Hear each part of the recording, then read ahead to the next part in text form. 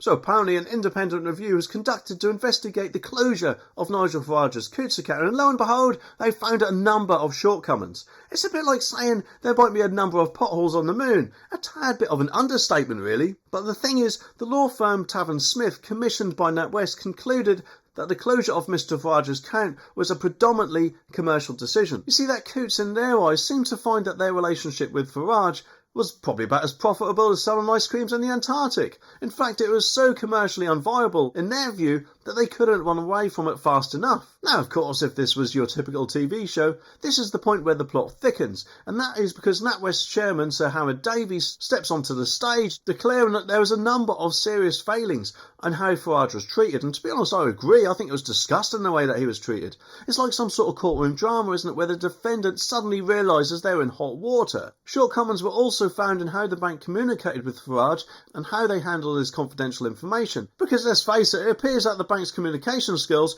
were on par with trying to teach a parrot how to recite Shakespeare. But here's the thing, the Financial Conduct Authority, the FCA, chimed in with some scathing remarks. They mentioned potentially regulatory breaches and areas for improvement. And the FCA's checklist includes the NatWest processes for account closures, customer complaints, and also the effectiveness of governance mechanisms. So if anything, I think that NatWest probably has some work to do and some arse-kissing to do as well. And in my view, they should offer Farage quite a serious compensation amount for what he has been through. Because let's face it, hasn't done their reputation much good, has it? And that's because NatWest's share price has taken pretty much of a nosedive, despite, of course, making a jaw-dropping £1.33 billion in profit.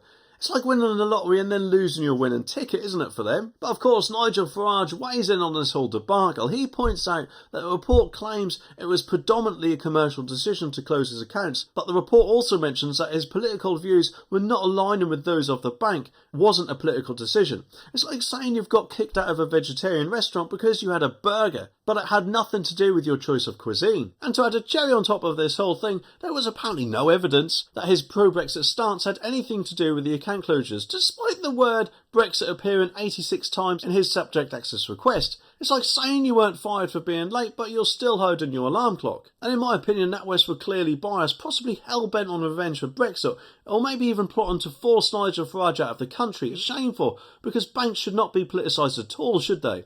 They've only got one job, and that is to look after money, not to star in some sort of political thriller. But anyway, the article says that the Information Commissioner's Office, the ICO, earlier this week said there were 2 privacy breaches involved in Dame Alison's disclosure to BBC News business editor Simon Jack, and a broader FCA review of the bank's closing accounts on the basis of customers' political opinion found no evidence of the practice. However, only closures between July 22 and June 2023 were considered, and more work to verify data supplied by banks was needed, as well as examination as to why and when they closed accounts due to reputational risk minimum. They go on to say that both Travis Smith and the Information Commissioner's Office had concluded that I had inadvertently confirmed what had already been widely reported, that Mr Farage held an account at Coutts, Dame Alison said on Friday morning. The ICO also concluded that the impact around his specific closure was minimal. Travis Smith is clear that there was no leak of specific detailed financial information, but personally I think there was still a lot of personal information leaked, which in my opinion is disastrous for any organisation to do with any customer of theirs details. Travis Smith all confirmed I knew nothing about the comments made by Coutts staff